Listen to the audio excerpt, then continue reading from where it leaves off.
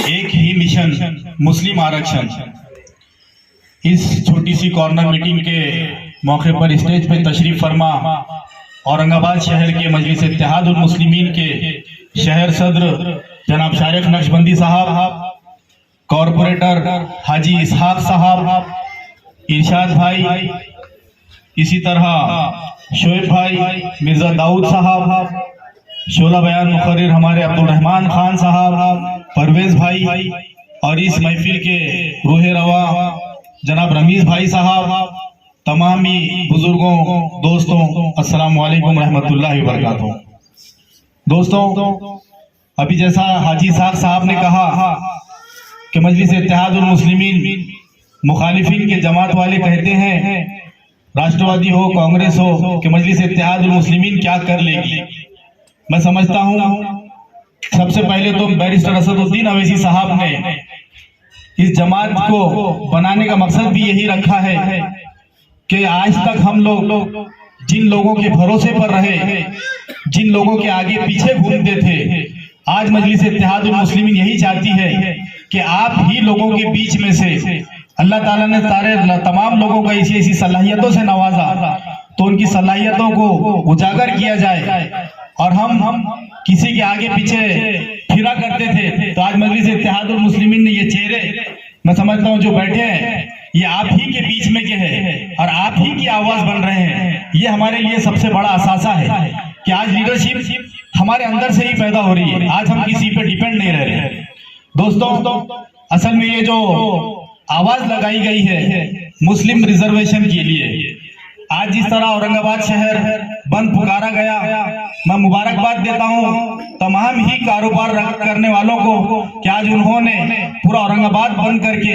एक इत्तेहाद का सबूत पेश किया। दोस्तों, इसके पीछे भी हमें ये बात सोचना होगी कि आज जो बंद किया गया था, ये त्रिपुरा में जो फसादात हुए, वहां पर जो जुल्म ढाए गए, खास तौर पर मुसलमानों पर मस्जिदें जलाई गई, कुरान शरीफ की बेहुरमती की गई, तो यही वजह है कि पिछले 70 सालों से जिन पर हम लोगों ने भरोसा किया, जिन्हें वोटों से उनके सत्ता की गद्दियों पर बिठाया, आज उन्होंने हमें क्या दिया। दोस्तों,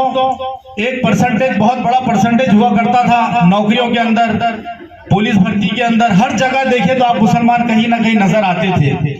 लेकिन 70 सालों में जिस तरह हमें पीछे ढकेला गया, तो आज कोई भी उठकर मुसलमानों के ऊपर हाथ डाल रहा है। तो मजलिस इत्तेहादुल मुस्लिमीन यही चाहती है कि न सर झुका कर जिएंगे, न मुंह छुपा कर जिएंगे, सितमगर की आंख में आंख मिलाकर जिएंगे। मजलिस इत्तेहादुल मुस्लिमीन यही चाहती है कि हम अपने हक की लड़ाई लड़े। आपने देखा होगा कि पिछले साल 2 साल पहले जो यहाँ की मराठा कम्युनिटी है, जो हर तरीके से बहुत, मैं समझता हूँ कि हर फील्ड में वो लोग डेवलप है, उनके पास एजुकेशन सोसाइटीज है, शुगर मिल्स है, उनके आज 288 में से मैं समझता हूँ 200 से ज्यादा उनके आमदार है। लेकिन क्या वजह है कि वो लाखों की तादाद में आज सड़कों पर उतरे थे। वही आपने देखा होगा कि गुज्जर समाज, जाट समाज, ये लोगों ने ऐसे ऐसे आंदोलन किए कि ये पटरियों के बाजू में जब बैठे थे तो 20-20 लोगों के वहां पर इंतकाल हो गए। उन्होंने उनकी लाशों को लेकर बैठा, लेकिन हुकूमत के सामने घुटने नहीं टेके और कहीं ना कहीं अपनी मांगे मंगवा के रही। तो यही मजलिस इत्तेहादुल मुस्लिमीन चाहती है। हमारे लोगों के अंदर असल में रिजर्वेशन का इतना शऊर नहीं है कि रिजर्वेशन से क्या होगा। दोस्तों, अल्लाह ताला ने कहीं ना कहीं हमें जब दुनिया में भेजा है तो जराए और वसीले लगा के रखे हैं। हम जिस डेमोक्रेसी में जी रहे हैं, तो यहाँ पर हुकूमत के जरिए हमें कुछ ऐसी चीजें मिलती है जिससे हमारे जो आने वाली जनरेशन है, हम लोग हैं, ये डेवलप होते हैं। लेकिन जानबूझकर ये आरएसएस की लॉबी ने, कांग्रेस के अंदर हो या राष्ट्रवादी में हो, जिन्हें सेक्युलरिज्म कहा जाता है, जो सेक्युलर पार्टीज कहते हैं, लेकिन हमें पीछे ढकेलने में कोई कमी नहीं रखी। यही बात जब बैरिस्टर असदुद्दीन अवैसी साहब को समझ में आई, तो उन्होंने आपके लिए एक ऐसा सियासी प्लेटफॉर्म जमा किया कि आप जहां से अपने इत्तेहाद की आवाज को बुलंद कर सकते हैं। मजलिस इत्तेहादुल मुस्लिमीन यही चाहती है कि अगर आप इत्तेहाद के साथ में अपनी जायज मांगों को हुकूमत के सामने रखे और उन्हें ये बता दे कि अगर हमने आपको कई सालों तक इज्जत की मीनारों पर बिठाया है तो हम ही वो लोग हैं आपको जिल्लत के गढ़ों में भी गाड़ सकते हैं। दोस्तों, यही बात मजलिस इत्तेहादुल मुस्लिमीन हुकूमत को वार्न करने जा रही है कि 27 तारीख को बंबई के अंदर हम लोग ये बताना चाहते हैं कि हम भी जिंदा है और आप अगर जिंदा है तो जिंदा होने का सबूत भी देना पड़ेगा। मजलिस इत्तेहादुल मुस्लिमीन चाहती है कि 27 तारीख को हुकूमत के ऊपर एक ऐसा दबाव बनाया जाए कि हमारी मांगे उनके सामने रखा जाए। ये गलतफहमी में हम भी नहीं है और आप भी नहीं रहेंगे कि अगर हम लोग 27 तारीख को बंबई जाते हैं तो वहां से रिजर्वेशन लेकर ही आएंगे। ऐसा बिल्कुल नहीं है। दोस्तों, यहाँ पर जितने लोग बैठे हैं मैं समझता हूँ कि रिजर्वेशन का फायदा हमको बिल्कुल नहीं होने वाला है, न हम जो स्टेज पे बैठे हैं न सामने बैठे हैं, लेकिन हमारी आने वाली नस्लों को इसका फायदा होने वाला है, ताकि ये नस्लें जो आगे आज जैसा हाजी साहब ने कहा कि एक 80% लाने वाला बच्चा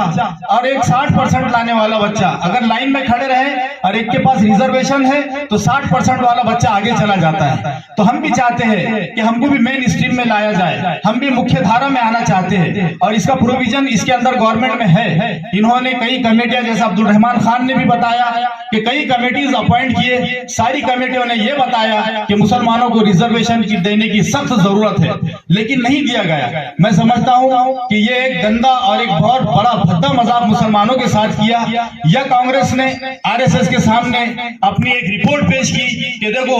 हमने आजादी के बाद जो मुसलमान एक अच्छी